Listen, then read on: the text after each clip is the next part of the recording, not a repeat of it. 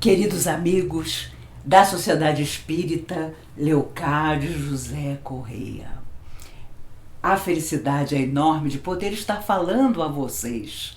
Uma casa certamente abençoada pelos trabalhos que eu soube que são mantidos, executados pelo coração de todos. Quando eu vi a quantidade de trabalhos que vocês têm, pensei, são abençoados, porque principalmente nos dias de hoje, encontrar uma casa bem orientada, que nos oferece a oportunidade de mudar nossas vidas, é imprescindível e é principalmente muito importante para a nossa alma eterna.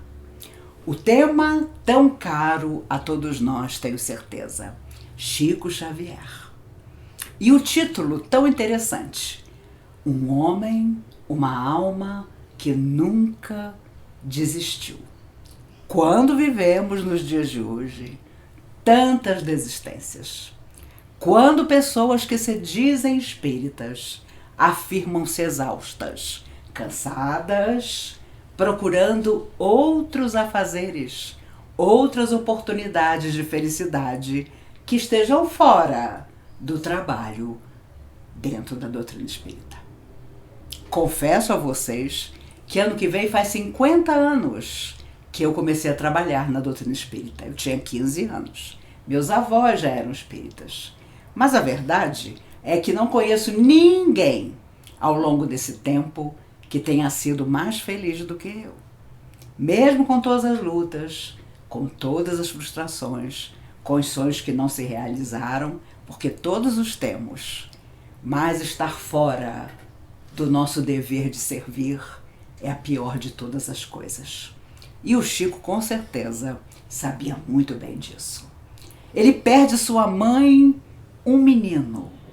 E nós todos que temos ou tivemos nossas mães, sabemos o quanto elas são importantes.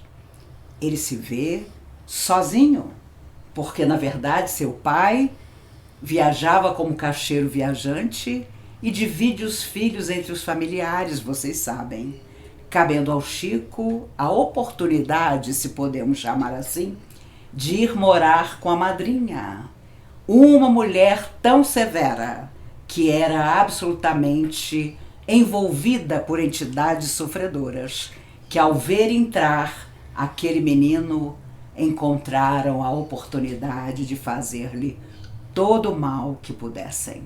Porque, é claro, na alma daquela criança já havia o assinalar da tarefa que lhe seria proposta e que ele poderia aceitar ou não. Fica aí uma primeira lição para nós na vida do Chico. Nós podemos recusar as tarefas que trouxemos do mundo espiritual, mas as consequências correm por nossa conta. E como dizem os amigos espirituais, nós imploramos de joelhos, em lágrimas copiosas, tudo aquilo que nos acontece em nossa vida. Principalmente os convites para amar, para entender, para abraçar o nosso semelhante. Se não o fazemos, nós começamos a sentir dentro de nós, mesmo negando, desequilíbrios, preocupações desnecessárias, dificuldades que aparecem de rompante. Nós nos queixamos, mas no fundo são compromissos que nós estamos adiando. Há pouco tempo vivi uma experiência assim na comunhão espírita. Um senhor me procurou, lembrando-se de que 30 anos atrás ele conversou comigo na comunhão. E eu disse a ele uma série de coisas. Obviamente, 30 anos depois eu não me lembrava de nada do que eu havia dito a ele. Ele então completou, chorando: Maíse, tudo aquilo que você me disse há 30 anos atrás aconteceu. Mas eu me recusei a todas as oportunidades. E hoje eu vim dizer que de nada adiantou a minha recusa, porque eu não fui feliz, fugindo das responsabilidades que certamente eu tinha. Coisa recente, de pouco tempo. Por isso, quando Chico foi convidado pela madrinha a passar fome, porque ela fazia questão de esquecer que ele precisava comer, ele ia chorar no quintal. E a mãe lhe aparecia para dizer a ele que tivesse paciência, porque a madrinha o havia acolhido e ele devia ser grato por isso. E claro, ele era uma criança, ele se queixava da maneira como estava sendo tratado. Mas, para sua surpresa, toda tarde, quando ele sentava-se no quintal, aparecia um cachorro enorme, quase um lobo, com um jatobá na boca. Esse cachorro, do qual Chico tinha medo, colocava o jatobá nas pernas do Chico, para que o Chico comesse. Muitos anos depois, o Chico descobriu os poderes, as vitaminas que um jatobá tem. Era duro o jatobá. O Chico pequeno não conseguia abrir. O cachorro pegava o jatobá com a boca, com seus dentes afiados, quebrava o jatobá em pedaços e ficava ali na frente do Chico até que o Chico comesse o jatobá, que não é lá algo muito gostoso, mas era extremamente necessário para que o Chico não morresse de fome. E assim foi durante um período. Todo dia o cachorro aparecia do nada e colocava ali o jatobá para que o Chico comesse. Muitos anos depois, contando essa história, alguém perguntou para o Chico: mas Chico, você nunca perguntou a Emmanuel se o cachorro era encarnado ou desencarnado?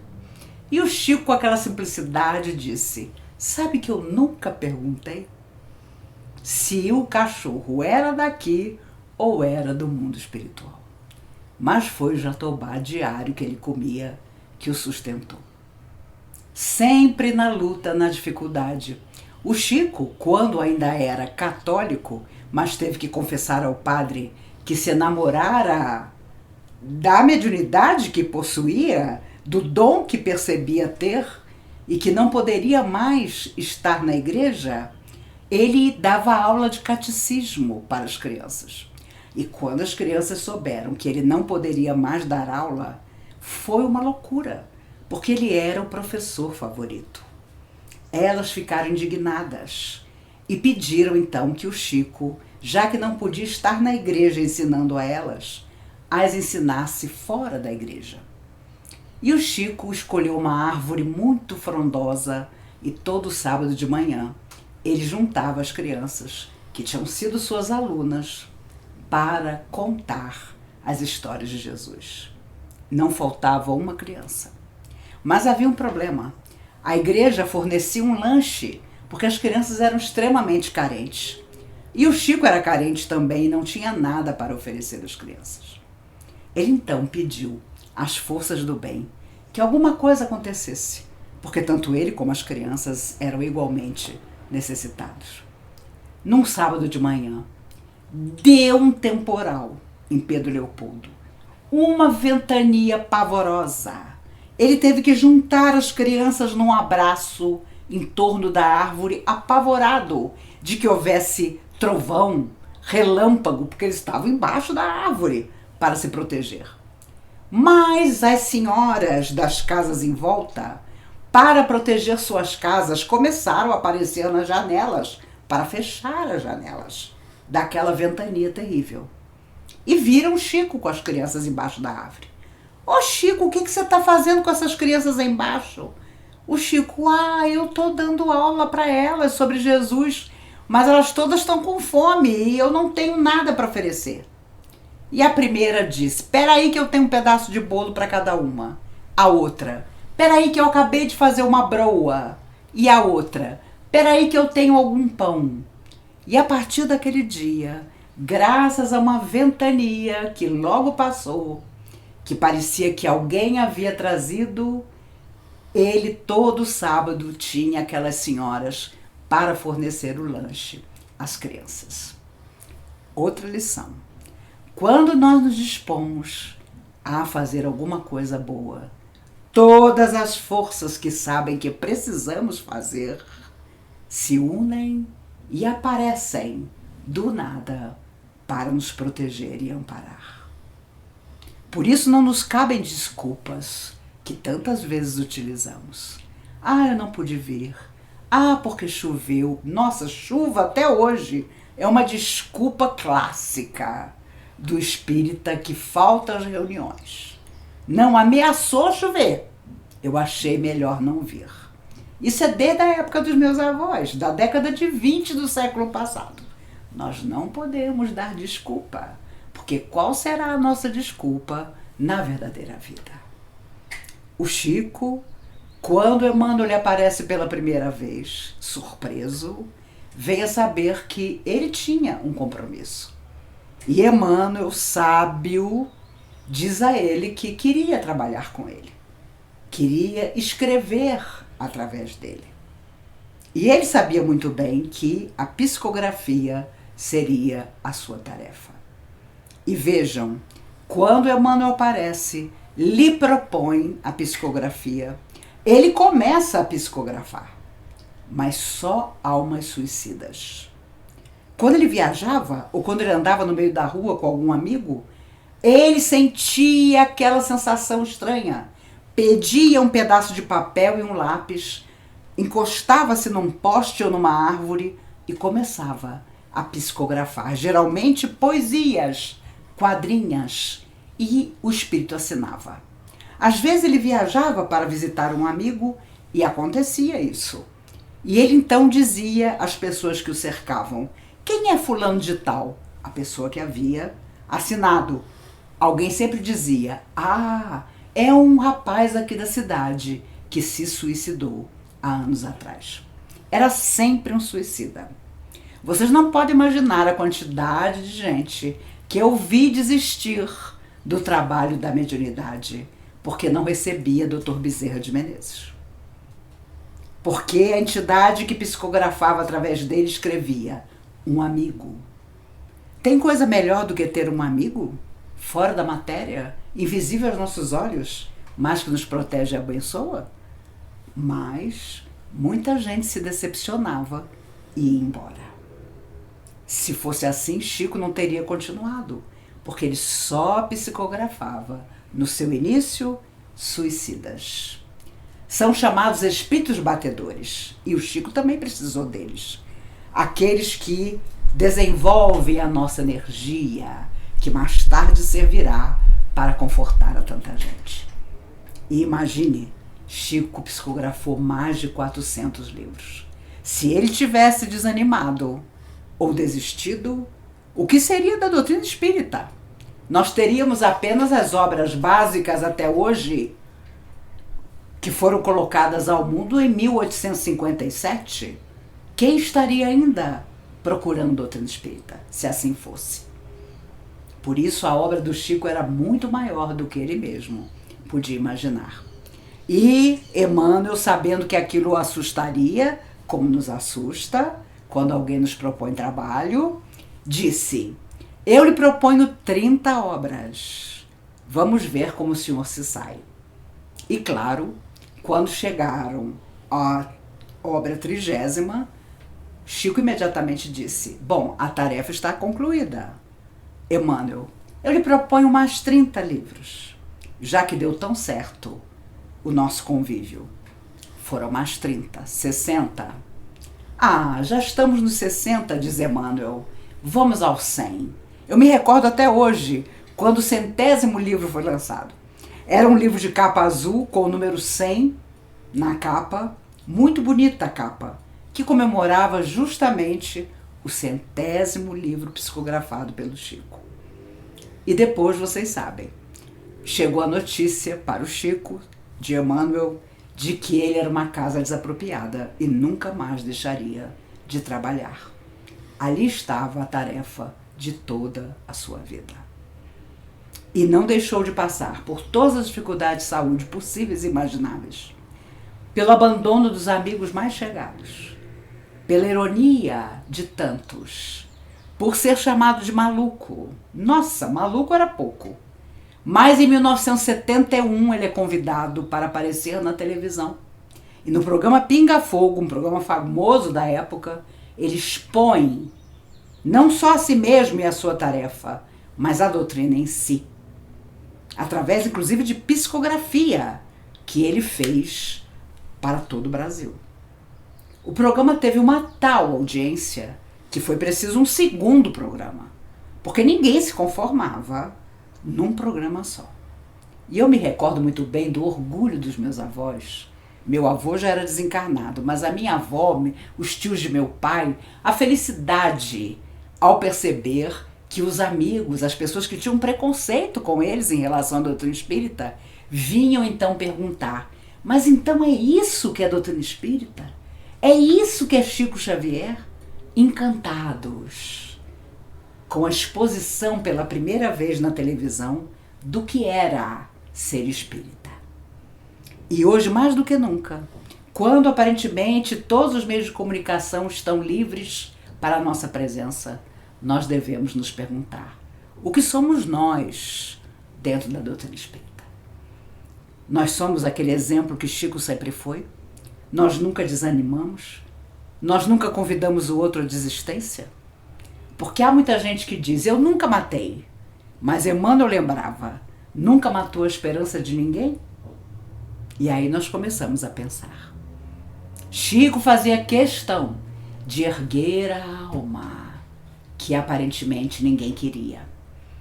Havia um rapaz que todo sábado aparecia completamente embriagado na frente da casa do Chico. E era o dia em que todos os espíritas se reuniam para encontrar o Chico, para sair em caravana para a Vila do Pássaro Preto, para levar mantimentos às famílias. E lá vinha o rapaz, um homem com menos de 40 anos, completamente embriagado, mas cantava lindamente.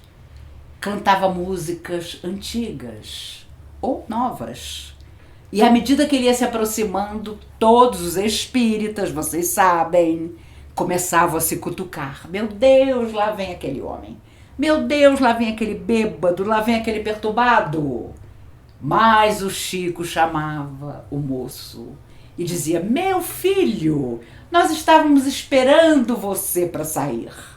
Os espíritas olhavam para o Chico com aquela cara. E o Chico dizia: me cante aquela música que eu gosto tanto, aquela do Nelson Gonçalves. E o rapaz, completamente bêbado, cantava lindamente a música que o Chico pedia. E claro, quando a música acabava, todo mundo começava a se movimentar para sair. Mas o Chico dizia: agora aquela do Silvio Caldas. E o rapaz cantava Silvio Caldas. Agora aquela do Orlando Silva. E o rapaz cantava Orlando Silva. Até que o Chico pediu uma última música, geralmente da Ângela Maria, e se despedia abraçando o rapaz embriagado. E todo mundo saía correndo, com medo do Chico pedir uma música a mais. Um amigo meu, Maurício, estava num dia em que esse moço olhou para ele e disse, já sem nenhum sinal de bebida: Deus te abençoe, Chico Xavier, porque você sabe por que eu bebo. E cada vez que eu canto uma música, a bebida sai de mim, desaparece. E contou a meu amigo Maurício que ele tinha uma única filha de 6 anos e juntos atravessaram uma rua, ele segurando a menina pela mão. Veio um ônibus desgovernado, pegou a menina, a matou na hora e ele não conseguiu fazer nada, apenas ficou segurando a menina morta no braço. O Chico conhecia essa história. Sabia que aquele moço bebia para tentar esquecer aquele momento em que teve a filha morta ao seu lado. E por isso pedia que ele cantasse. Quantas vezes alguém chega à casa espírita e quando olhamos, achamos que a pessoa é um pouco perturbada demais para nós e logo indicamos um outro orientador. Ou mandamos que a pessoa procure tal sala, desde que não seja a nossa. Acredito que vocês, seguindo o exemplo de Leocádio, não façam isso. Mas conheci muita gente que fez e faz. Chico jamais. Ele conhecia o coração humano como ninguém. Por isso, quanto mais perturbada a pessoa, mais ele a abraçava e dizia: "Oh, meu filho, não se preocupe, sua estrada é de luz." E quando perguntavam a ele: "Mas Chico, com tanto problema de saúde, como é que você aguenta tanta gente te procurando?" E ele dizia: "Para trocar energias. Cada pessoa que me abraça, eu também melhoro. Eu também me aperfeiçoo. Eu também sou beneficiado." A simplicidade que Chico tinha. Uma vez, numa época muito difícil da vida dele, ele sentou-se para fazer uma prece. E com todas as forças do seu coração, como sempre fazia, ele orou, pedindo que uma solução surgisse. E aparece, no meio do quarto, uma entidade sofredora terrível, um chefe de falange desequilibradíssimo, de amedrontar. E a entidade disse ao Chico: "Você me chamou, Chico Xavier?" O Chico, surpreso, porque tinha feito uma oração tão sentida e ali estava uma alma tão terrível à sua frente. Emmanuel diz ao seu ouvido: "Não diga que você não chamou por ele." E o Chico, com toda simplicidade, disse: "Chamei, sim, senhor." "E o que é que você quer comigo?" "Eu queria que o senhor, acreditando nas forças nas quais o senhor acredita, se juntasse com as forças nas quais eu acredito e juntos pedíssemos para que tudo que eu estou vivendo pudesse melhorar." A entidade, surpresa pela resposta, disse: Chico Xavier, já tinham me dito que com você era muito difícil." E desapareceu. Na verdade, a entidade era um chefe de uma falange enorme de sofredores que ali estava para testar o Chico. Quantas vezes coisas que nos acontecem são testes para nós e logo desanimamos e logo dizemos que estamos atravessando fase tão difícil que nem o trabalho da doutrina nos conforta. Ah, meus amigos, vamos dar um passo a mais. Vamos seguir em frente. Vamos continuar acreditando. Vamos dizer às forças do amor: eu sei que é tão difícil acreditar em mim, mas me deem mais uma chance. O Chico, certa vez perguntaram a ele: "Chico, você não faz nada de errado?" "Ora, faço muitas coisas erradas. E como é que você se justifica?" Ele disse: eu sento de manhã quando acordo, faço minha oração e começo dizendo: Senhor, aqui estou eu mais uma vez." Eu espero que todos nós possamos agir da mesma maneira. Aqui estou eu mais uma vez. E começamos novamente, com esperança, com vontade, com a certeza de que um dia, essa certeza é absoluta, nós vamos prestar contas na verdadeira existência aos nossos mentores espirituais, aos amigos que foram antes de nós, de tudo que fizemos. E vai ser difícil justificar as nossas omissões, os nossos instantes de medo em que nos sentimos paralisados e simplesmente nada fizemos. Com Chico não era assim.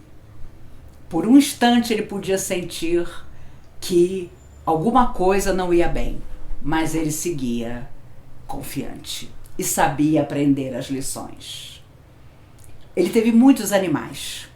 Ele tinha um gato, certa feita, e ele fazia questão de jogar na sua janela pão depois do café para que os passarinhos da rua viessem comer. Um filhotinho desavisado foi comido pelo gato do Chico. O Chico ficou tão triste, que passou dias sem comer nada, só bebendo água, entristecido porque o seu gato havia comido o filhote de passarinho. E a moça que trabalhava na casa dele resolveu fazer um frango que o Chico adorava comer. O Chico não comia carne vermelha, mas comia frango. Era até uma necessidade do seu organismo espiritual. Ela fez o frango e tinha dias que o Chico não comia. O Chico provou o frango, estava maravilhoso. Pediu à moça mais um pedaço. Divino. Pediu a ela um terceiro pedaço. Emmanuel aparece e diz: tá gostoso o frango, Chico? Ah, o senhor não imagina. Muito gostoso. Há dias que eu não comia, triste. Inclusive, nesse dia, nessa época, Uberaba inteira mandou gaiolas com todos os passarinhos que você pode imaginar para o Chico. E cada gaiola que chegava, aí que o Chico chorava mesmo. Porque o passarinho não era de gaiola. Era um passarinho do universo, da natureza, que havia pousado na janela dele. O senhor não imagina como o frango está bom. Ah, é, Chico? E qual é a diferença entre você e o gato? E aí, humildemente, ele percebeu que o que tinha feito o gato comer o filhote de passarinho era fome. O que fazia ele comer o terceiro prato de frango era fome também. Às vezes as pessoas nos apontam determinadas coisas que precisamos modificar e nós nunca admitimos, sequer, que temos aquela dificuldade para modificar. O que mostra o nosso orgulho. Ah, eu não sou orgulhoso de jeito nenhum. Se pensarmos, somos. Quem nos aponta a dificuldade que temos pode até não ser nosso amigo, mas está nos prestando um enorme favor. Ao observarmos se a pessoa tem razão, se ela tiver, nos modificamos. Se ela não tiver, nós perceberemos que ela se equivocou, vamos entregá-la a si mesma e vamos ficar mais atentos da próxima vez. Por isso, não havia desistência para o Chico, porque ele sabia muito bem que o seu exemplo fazia que milhares de pessoas pudessem também continuar. André Luiz, durante 3 anos, sem identificar-se, acompanhou Chico Xavier, sem dizer quem era, sem dizer o enorme trabalho que os dois teriam juntos, essas obras magníficas psicografadas por André Luiz através do Chico. Ali ficou, observando a psicografia, para então trabalhar. E o Chico não perguntava, nem a Emmanuel, quem era aquele moço que Emmanuel trazia todos os dias para junto dele. Disciplina a esse ponto de não perguntar. Uma vez perguntaram ao Chico: Chico, e a sua madrinha, aquela que te maltratava tanto? Você sabe o que foi feito dela depois da morte? E o Chico, com a maior sinceridade, disse: nunca perguntei. Você nunca quis saber, Chico? Eu não. Nunca quis saber o que foi feito dela, nunca perguntei a nenhum dos espíritos amigos o que aconteceu com ela depois da morte. Sinceridades que muitas vezes nós não admitimos e por isso acabamos sendo falsos espíritas.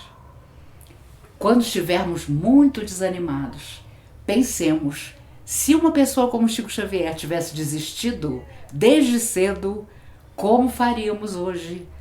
Não teríamos as mensagens maravilhosas das obras que ele psicografou para, num minuto, reerguer a nossa emoção na leitura benéfica. Conheci uma mulher extraordinária, Dona Emília, que foi uma das fundadoras da Comunhão Espírita, que dizia: cada frase psicografada e colocada no livro pelo médium é como se você tomasse uma medicação, um remédio, um comprimido. Por isso o silêncio, por isso o evangelho no lar, por isso buscar a palavra dos espíritos amigos em todas as obras psicografadas, nas nossas horas difíceis e nas felizes também. O Chico tinha Fonte Viva como seu livro de cabeceira. Milhares de vezes ele deve ter lido aquele livro, que por sinal é extraordinário. Mas é importante pensar que nós fazemos sempre aquilo que a nossa mente e o nosso coração determinam. Mas se não alimentamos a nossa mente e o nosso coração das boas coisas, mas sim das coisas ruins, como será para continuar acreditando? Para ter força para levantar, por exemplo, um simples saco de mantimentos para levar a alguém. De vez em quando o Chico desaparecia. Meu Deus, onde é que o Chico se meteu? Onde é que ele está? Horas depois ele voltava. E aí alguém perguntava, mas Chico, onde é que você estava? Ah, eu fui visitar os meus irmãos da paciência. Eram as almas necessitadas, que moravam no meio da miséria e que o Chico sozinho ia visitar. Ele fazia questão disso, porque ele dizia que ele, quando estava se sentindo fraco, precisava ver que existiam muitas pessoas que sofriam muito mais do que ele e encontravam felicidade no pouquíssimo que possuíam. Pensemos nisso. Não desistir também é doar o nosso tempo, o que nos sobra materialmente e até o que vai fazer falta. Mas com generosidade nós vamos passar à frente. Havia um homem em Uberaba que não falava com ninguém, mas o Chico todo sábado batia na porta dele, deixava o saco de mantimentos e ia embora. E dizia na porta, meu irmão, aqui está o seu alimento da semana.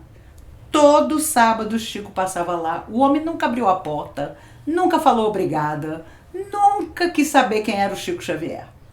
Um dia de manhã cedo, o Chico varrendo o chão do centro, alguém vem correndo e diz, Chico, sabe quem morreu? Aquele homem que morava sozinho naquele tugúrio que ninguém em Uberaba gostava, morreu de madrugada, Chico.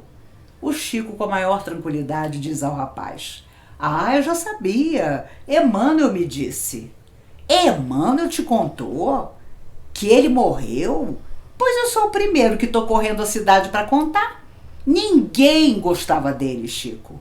Eu sou o primeiro a dar notícia. E você já sabia? O Chico, num sorriso, responde, ah, eu já sabia, porque já que nenhum de nós gostava dele, o próprio Cristo veio buscá-lo. Sentiram? Às vezes, o próprio Cristo vem para fazer aquilo que nós recusamos. Mas a nossa recusa permanece conosco. Se os pioneiros da doutrina espírita, como Leocádio, como Dona Lídia, como tanta gente que eu conheci quando cheguei à comunhão há 50 anos atrás, todos já no mundo espiritual, no caso da comunhão espírita, tivessem desistido da ideia de levar doutrina a todos e a toda parte, onde nós estaríamos? Que tarefas buscaríamos? Que perturbações estariam conosco?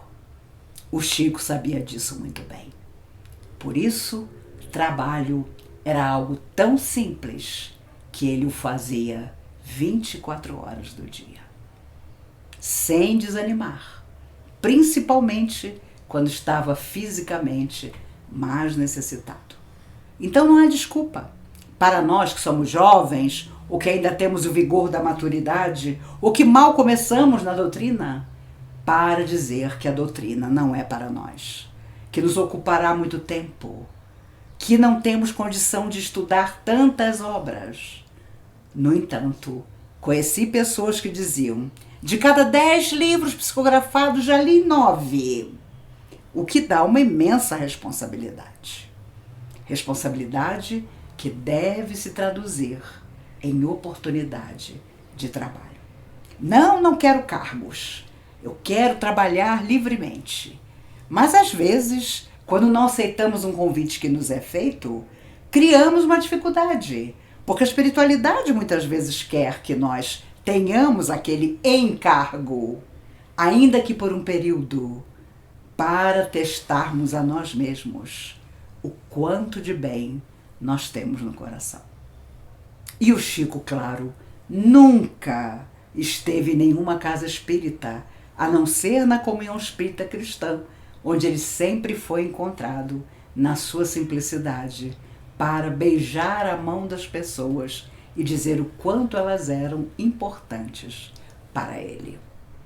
O Maurício, esse amigo ao qual me referi, recebeu uma vez um retrato do Chico de terno e gravata, no meio das suas rosas, com um brinquinho, um cachorro piquinês que o Chico teve no colo. Atrás, uma dedicatória que só o Chico podia fazer. Maurício, me perdoe, mas o brinquinho fez questão que eu saísse na foto com ele. Imagine você receber uma foto do Chico Xavier e ele dizendo que o cachorro é que tinha pedido que ele saísse na foto. Essas simplicidades das quais nós nunca vamos esquecer. E muita gente hoje afirma que talvez Chico Xavier tenha exagerado nas suas atitudes, ou que doutrina espírita seja simples demais, porque o Chico era simples demais. Quando toda a herança que nos deixou essa alma magnífica foi exatamente isso. Foi amar, foi servir, foi nunca desanimar. Porque hoje o desânimo, a tristeza, a depressão é motivo de todos para nada fazer a não ser beneficiar a si mesmo. E assim não haverá progresso, nem para o planeta, nem para cada um de nós. Com certeza, prometemos muito mais do que até hoje realizamos. Nos cabe correr, porque não sabemos quanto tempo ainda temos na Terra.